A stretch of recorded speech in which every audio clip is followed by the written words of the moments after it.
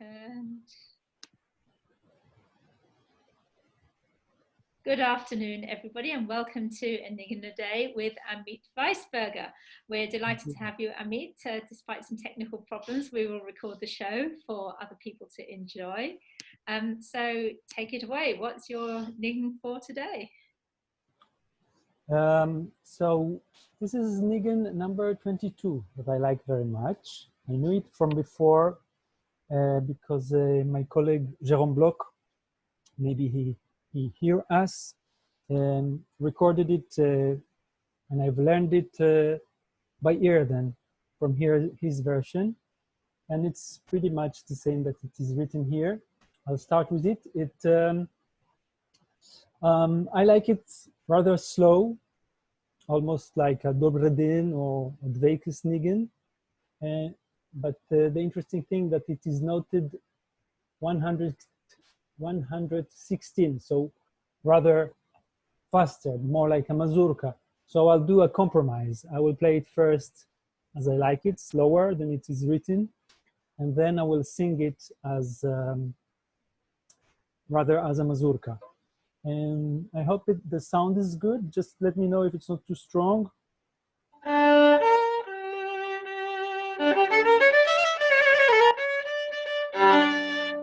Okay, so Tish-Nignim number 22.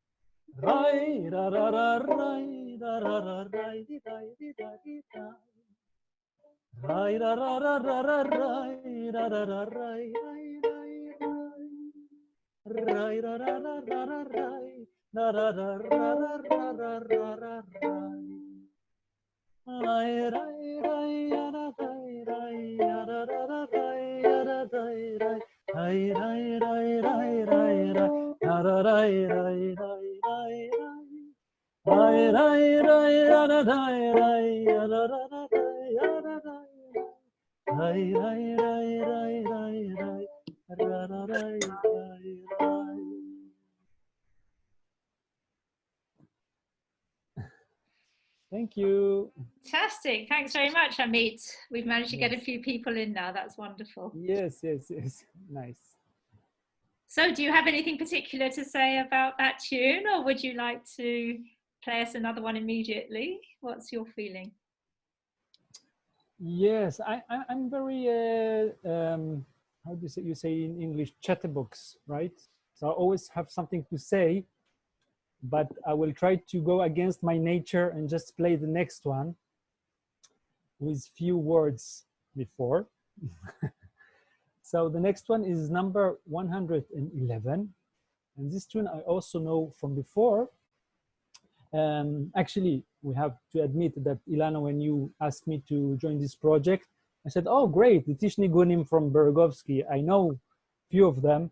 So I actually told you the one I want to play, and then later you gave me some new ones, and I'm very, very grateful because thanks to you, I've learned a few new nigunims. But this one, I'm going to play 111.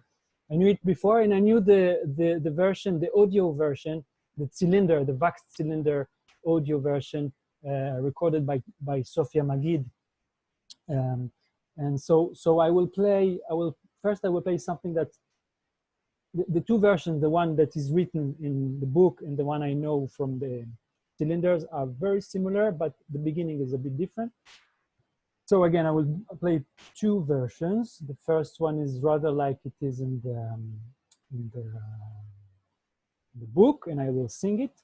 And then I will play the version I know from the violinist who recorded it almost 100 years ago.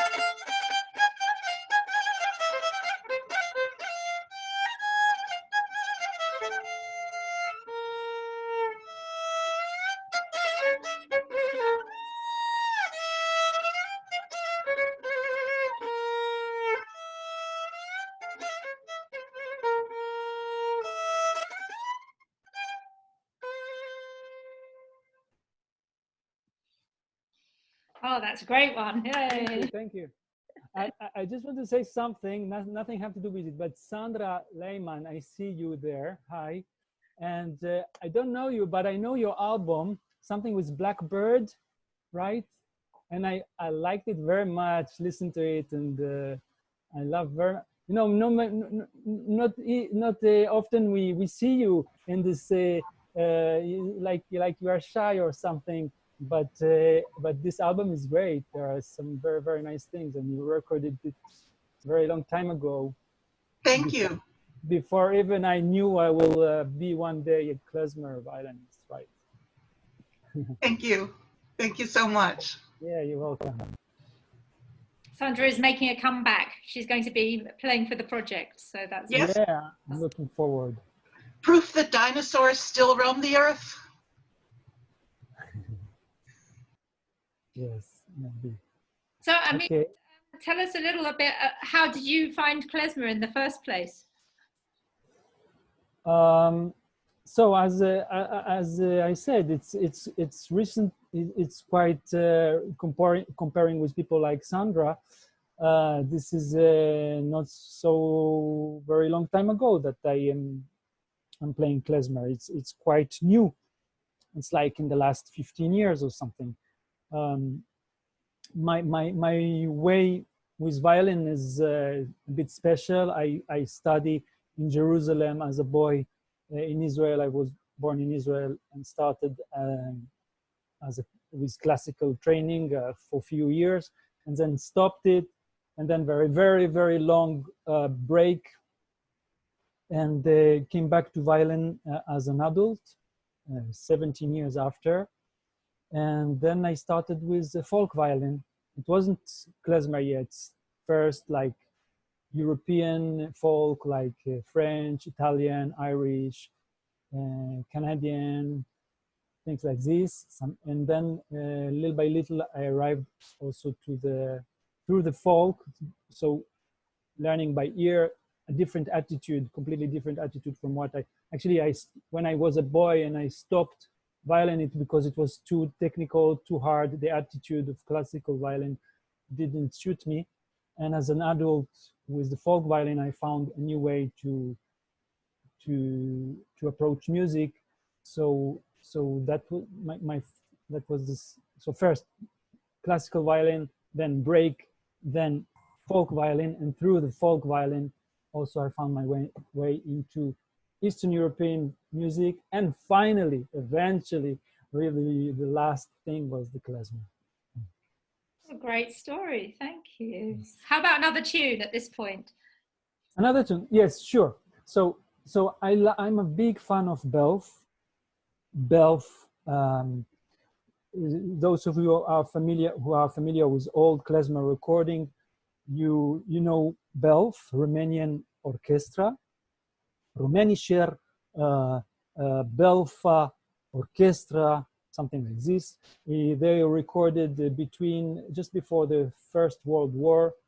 They had 4 years of golden age, where between 911 and 914, this Belf, this mysterious Belf, we don't know who he was, but he recorded about 60 beautiful melodies, and a lot of them have a very Hasidic feeling and influence. And by the way, you can find in the Beregovski book some of the tunes that Belf used to play, like this one, for example.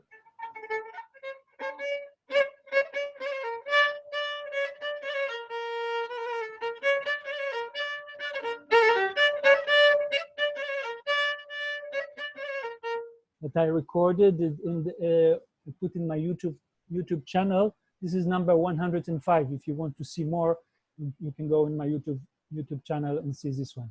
But now I want to play another Belf tune, which it had 3 parts. Each part starts very much like a Hasidic nigun, and then it goes in something else that is not not vocal, not singable. But the title, Simchas Torah, so the joy of the Torah, really tell us that this is with a strong Hasidic influence. And maybe you know this tune.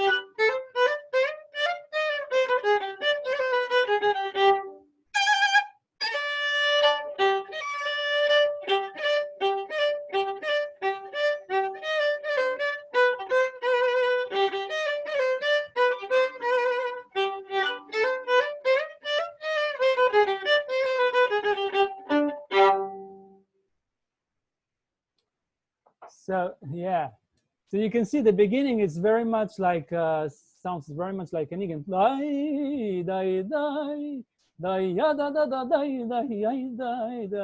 But then it's not something that you know, it would be much more simple if it was a Nigun. Yeah, and etc. etc. Also in the second and third part. Yes. Interesting. So tell us about your wax band. This is something I have always wanted to see, but haven't managed yet. I think you've got a video. Do you want to show that first, or do you want to? Yes, sure. The video talk for itself. Let's see the video. It's only 4.5 minutes. We'll give it a go. It might just tax the Zoom so far that we can't anymore do it. But let me see if I can share the screen and then. Mm-hmm. Okay. Well, in the meanwhile, I can say a word. Yeah, does it works? I think it's going to work right now. Let me see. Wax band. Try that.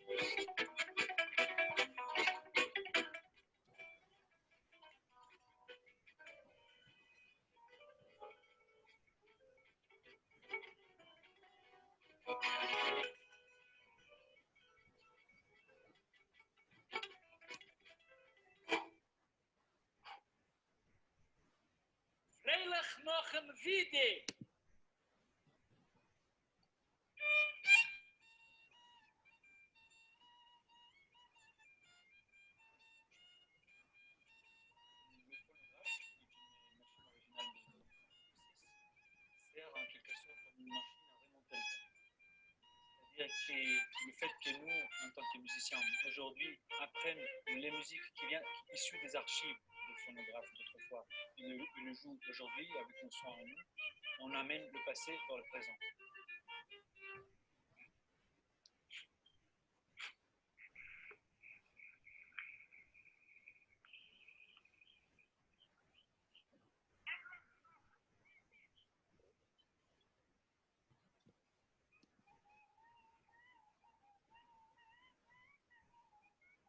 Le fait que nous, les musiciens, maintenant sur scène, enregistrent nous-mêmes sur un phonographe et écoutent notre son par cette machine, nous ramène nous au passé. Yeah, maybe we can. I don't know if the quality of the video is very good, so maybe we can stop here and then I'll just explain. Yeah. Okay. Yeah, I don't know. I don't know how you saw it, but I saw it like rather like a diaporama, rather like a film. Anyway, the idea you've seen the phonograph. We bought a phonograph, and we found the guy in England, by the way, the guy that still make the cylinders, the wax cylinders. Mm-hmm. And this is, by the way, a project we have to give the credit to Weimar, to Yiddish Summer in Weimar. They are the producers of this project. So we, on scene, actually, we are playing those archive tunes, but we record ourselves live directly on the cylinder with the phonograph. And then we release the sound, because you can record and then release the sound immediately after. And there is a little bit of a theater, dramatic scenario, script. So, you know, the idea was to see how maybe those musicians felt when they were recorded for the first time, and for them it was like magic. It is given a ness, it is given etwas a Kirschef machen, something like magic. Yes. Absolutely. Yes. So if you want to see the video in a better quality, you should go to my website, and in the projects page you can watch this video and learn more about this wax band project. Mm-hmm. I can't hear you, Ilana. You are muted. Always record yourself this way first to see how it would originally have sounded. I didn't hear the beginning of the Is record a tune this way first before you do modern recording now? No, but I was very, very happy to hear for the first time when we recorded ourselves on the cylinder. We were very curious to know if it will be sound like the archive sound that we are used to, because we were so, together with my colleagues, Jérôme, Laurent, Michael, Olivier, we are so much used to hear and to learn from the archives. And we always wondered, can we play like them? So, of course, when we play with a live sound, you cannot really compare the two sounds, because the archives, the sound of archives is so particular, it's so special. So when we will eventually got the machine, when we could record ourselves on this machine and we hear it and say, yes, we are like them, because it sounds exactly like the original. And the fact is that I could cheat some of the specialists, and when I've sent them, our fake archives, and send them, yeah, look what we found, a new archive, and they say, oh, this sounds very interesting, ta ta ta ta ta, and actually it was us. Yes. Somebody was asking, how long is it? I think it's 3 minutes. Is that right? The maximum per cylinder? Our cylinder is like 2 minutes 20, but there were different models. And I think Beregovski used to work on we are working on an Edison phonograph, American machine, but Beregovski used to work on a Sovietic model. And the model that he has had a different type of cylinders, and he could record more than 4 minutes. And the fact is that sometimes we found in the archives longer melodies that he recorded, or often few melodies to save cylinders. He recorded few melodies on the same cylinder. And this is why we have in the numbers, you have like something like 321/1 or 321/2, etc. That means that there are 2 melodies on the same cylinder. I understand. That's interesting. Wow. Has anybody else got a question at this point? I have one other question. Are you still playing both in Israel and in France? And if so, what do you find the difference to the reception that you are having for the Klezmer or the Nigunim in both places? I hear some voice from somewhere. Mm. I don't know, someone is having the radio on or something. No? I make them quiet. Anyway, so it's been 15 years I don't live in Israel. So when I go there once a year, more or less, sometimes I play. I gave a few concerts in Israel, and it's very different than playing in France, where I play normally, regularly.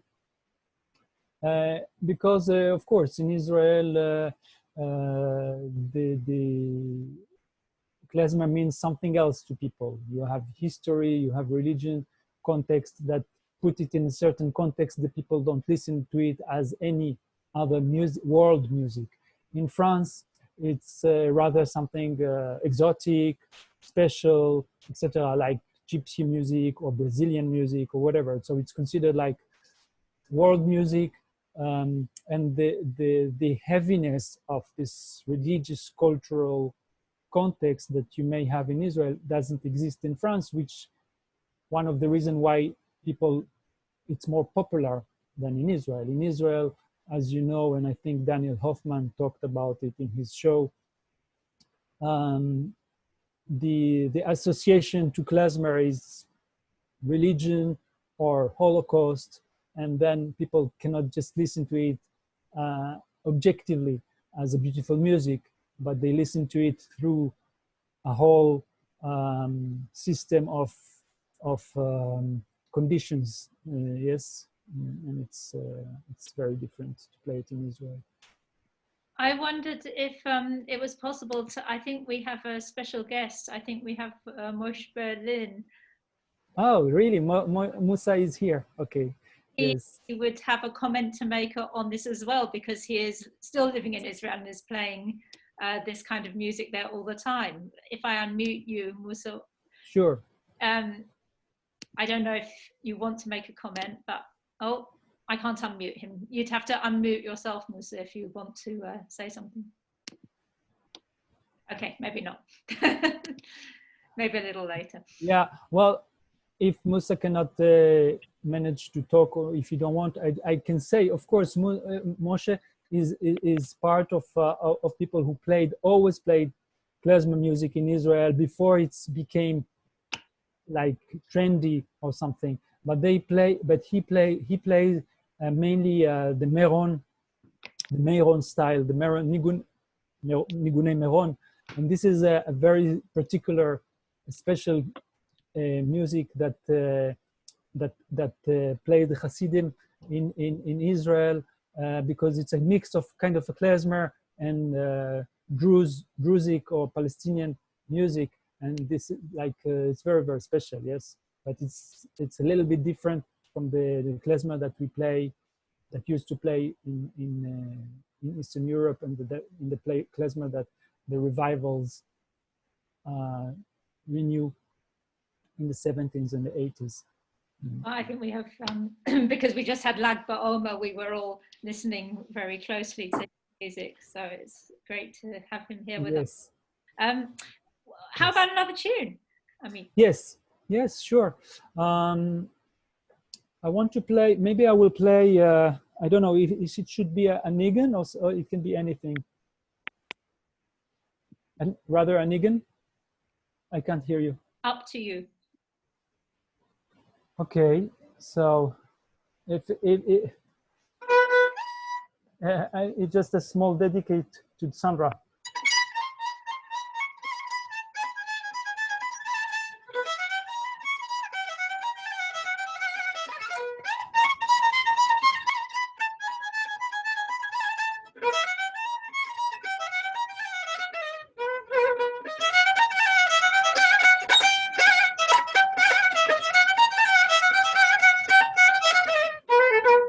Yes, but it was a small dedicate because it's not klezmer, it's Romanian music. Nice. But let me play you one of the most beautiful violin klezmer old recording. This is the end of piece that's called Potpourri, recorded in 108 by Steiner, Herr Steiner, and with a cymbalom. I played with the cymbalom player Mihai Cristian in our Brax Band project, and I will play you just the ending. So something that starts like a doina or kalabasitzen, and then it go to a dance, and we can end with this.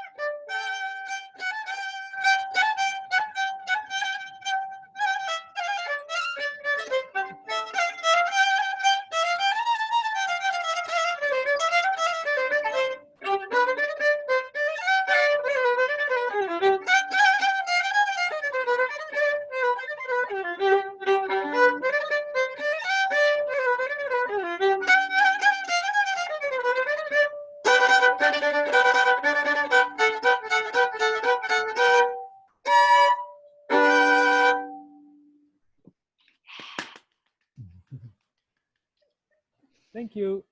Fantastic. That's a great cadence to end on, I think, possibly, Yes. unless anybody has any more questions. Maybe not. Oh, well, thank you so much, Amit, for being with us.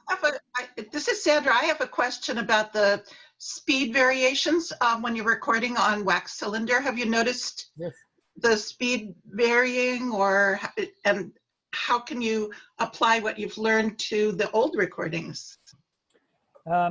Normally, the speed doesn't change if the machine works good, but of course, sometimes you have the speeds changing, and then also it changes the pitch.